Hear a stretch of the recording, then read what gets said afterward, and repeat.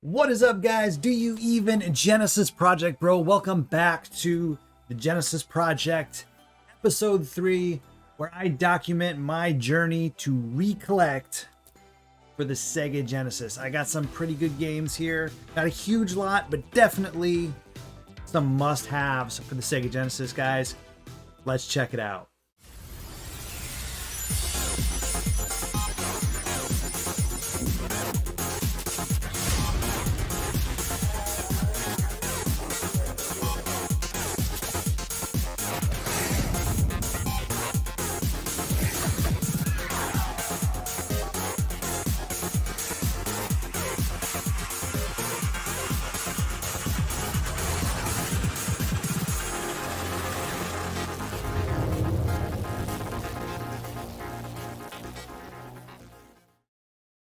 All right, guys, so let's get into it. I've got 4 very good must-have exclusive Genesis games today, guys. Now, you know I love my box Genesis games. Like, when I grew up, I went and I looked at the box, and I went to the flea markets or the game stores or Toys R Us or whatever, and I looked at the box. We didn't have the internet. I never had the magazines, so I needed to look at inserts in games. And by the way, do you even N64 shirt with green on a Sega Genesis video? Anyways, I had to look at the box. I had to look at the back, the graphics on the back, and really kind of decide if this is going to be something I was going to like. So I really love having my box games. It's very nostalgic for me. I know not everybody feels that way, but on this game, guys, I had to make an exception because have you seen the price of Genesis games? Guys, do you even ridiculous retro prices for Sega Genesis? It wasn't always like this, so there's going to be a few times where I have to make exceptions to the rule, and I'm going to have to buy cartridge only for the time being. And this is a must-have. It was a later game for the Sega Genesis, and that is one of the last games actually made for the Sega Genesis, and that is Comix Zone. I love Comix Zone. It's not a game I actually didn't have this game growing up, but it was a Sega of America game, and it wasn't exclusive. It came out in 1994, one of the last games on the system. So it was a later release game. It's known to be one of the hardest Genesis games. Now, I can attest to that. I still think Contra Hardcore, hands down, is the hardest game, but Comix Zone is probably up there. I think Comix Zone is a lot more enjoyable. It's still beatable, right? It's still a good game, but it's a lovely looking game. You're essentially a character who gets brought into a comic that he's writing, and there's a whole storyline. He's got to escape the comic. The comic characters come out into the real world. He goes into the comics. So it's a very beat 'em up. It's not just a beat 'em up. It's a beat 'em up adventure puzzle. Very good game. Beautiful game on the Sega Genesis. Glad to have it in my collection. I am soon going to get a box for it. I can't keep it in cartridge forever. So it's gonna get a box. It's gonna get a box. The next one I have, guys, another later release game. And this is complete in box. This is Red Zone, right? So Red Zone was a Time Warner Interactive game. It's an MA13 for the game. It's a very violent game. Pretty much Russians, red shit. You know, I think you're an American, and you're flying a helicopter around. It's very isometric. Again, another later release action style Genesis game. I originally played this game first on emulation during a stream, and I didn't really like it too much. But on the Genesis, I think on the original hardware with the CRT, it's a totally different feel. Now, the cool thing about this game is it actually looks like it uses the FMV. It looks like FMV graphics. It looks like they're playing movies, but they're actually using what's called, I believe it's called Vectrex graphics. So they essentially line the graphics out. It's almost like when you used to draw that box, right? Remember when you were in school? And you would kind of make 2 boxes and it looked 3D. That's essentially what they're doing. But it looks very good. It's a very good looking game. Very impressive. I would definitely call Red Zone a system pusher for the Sega Genesis. Very, very beautiful game. I actually, I think I might take an afternoon one day when I don't have a lot going on and actually seeing how far I could get. It's a pretty difficult game. I'm not going to lie, but it is a lot of fun. It is a lot of fun. The next one, guys, another complete inbox. This is a must-have.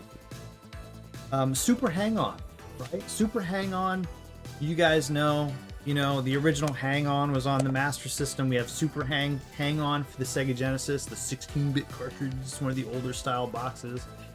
So I just thought these were cool. What can you say? Beautiful graphics, beautiful color for the 16-bit. It was something that looked so good for the time, because we were used to seeing the 8-bit racers, the rad racers on the NES, the Hang-On the Master System. So Super Hang-On was kind of really refreshing to see how much more colorful it was, and how better it looked, and how much better it looked. So Super Hang-On's a must-have. Again, even this, guys, for complete inbox, like, this was not even cheap. I mean, well, it depends on what your definition of cheap is. I think for Super Hang-On, which is a pretty basic game, it's not a cheap game anymore because it's complete in box. The cartridge is probably $5. You guys know me. Do you even complete in box? I had to go complete in box for that. This one, guys, this next one is an arcade classic. I am not good at this game. Space Harrier 2, right? I prefer Burning Force. I prefer Burning Force. I feel like it plays a little better. But you know what? This was a staple for the Sega Genesis.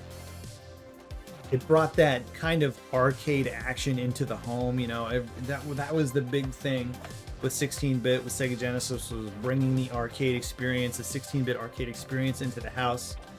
Of course, maybe every generation talked about that, but it never really started to be accomplished. Sega did it a little bit to a degree, but it didn't really take off then, I would say, until honestly the Dreamcast. The Dreamcast, I think, was the first actual arcade experience at home. So, a Space Harrier 2, a classic game, a must-have game, a Sega game.